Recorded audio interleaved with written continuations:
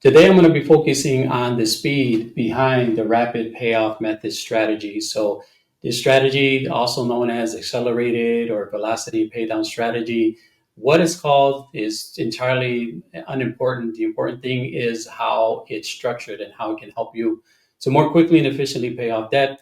Now, before I get into the details of it, I do want you to check out the previous video I did that actually talks about the interest cost behind this particular strategy and how it may benefit you when you're using it to more quickly and efficiently pay off debt. The name of that video is how you can win at the credit card interest game. So in today's video, we're actually going to work on the speed, right? So think about this. If you wanted a car to speed up, you would need to put your foot on the gas, and in turns that increases the revolutions in the engine, which cause the car to move faster.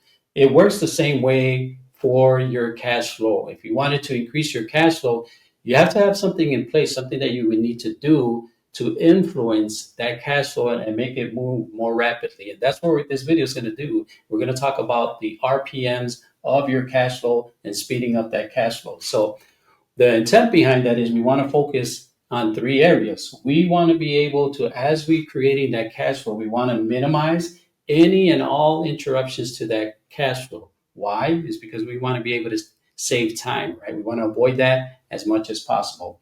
The second thing we want to do is we want to minimize fees, right? Because it makes no sense to use a strategy where you're getting charged fees that it would actually increase the amount of cash flow that is being taken away from you and not having it work on your behalf.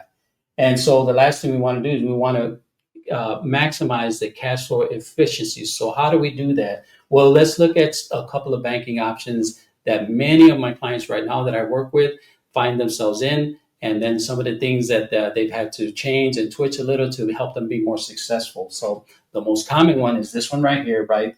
This is a bank, or it could be a credit union, who only offers a checking account or a savings account. They do not offer personal lines of credit. They do not offer home equity line of credit.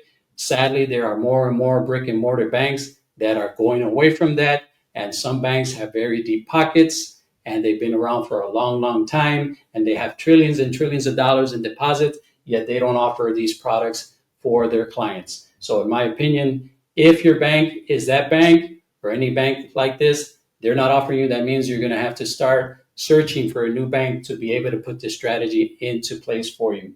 Now, Bank B is the bank that offers you a checking, a HELOC, personal line of credit, savings. They start to expand that gambit, whether that is a brick and mortar bank or rather maybe it's an online bank. The principle is the same. Bank C is more of a hybrid type of bank. This only works obviously if you are a homeowner, but they don't offer you a checking account per se, but they give you the ability to get a credit card, right? They're calling it a hybrid type of credit card because it is actually secured by your home equity. So they give you a credit card and your credit limit based off of that. So now we already discussed some of these options. Obviously, they're not all inclusive, right? There's many other options, but for the most part, these are the clients that I'm coming across with. This is their day-to-day issues that we're facing. So how do we move money back and forth? So we want to make sure that we're addressing these particular items, which is minimizing interruptions to your cash flows. So now that we've talked about, right, the different type of banks, let's talk about the minimizing the interruptions component of it. And we need to figure out how we can move money from one bank to the other first, right? So very common way, especially with online today, we can move money from bank to bank. In many cases, you can do this online, right? And when you do it online, you would do it in the form of a transfer, right? If you transfer money, a lot of places will let you do that, or a lot of banks will let you move from one account to another account. You transfer it. But the problem is that you have to wait, 2 to 3 days in most cases for those funds to clear. Now, if you had to wait 2 to 3 days for those funds to clear, gotta get my Wi-Fi fixed. If you had to wait 2 to 3 days for those funds to clear, that's not efficient, right? That cash flow is not immediately available to you because you got to wait the 2 to 3 days. And if something goes wrong with their banking system or whatever the reason might be, that's going to cost you cash flow. That's going to cost them time.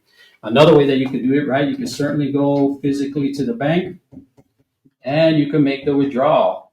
But I remember from my days at the bank, for example, in this particular case, this family has an income $7,000. Biweekly is going to be about $3,500. What does that mean? Well, you have to get to the bank on time, right? And oftentimes, depending on the day of the week it is, you may not get the entirety of the money that you need to be able to move it into the bank that you want it to be at, right? So imagine you go into the bank, you go to retire, you go to withdraw 3,500.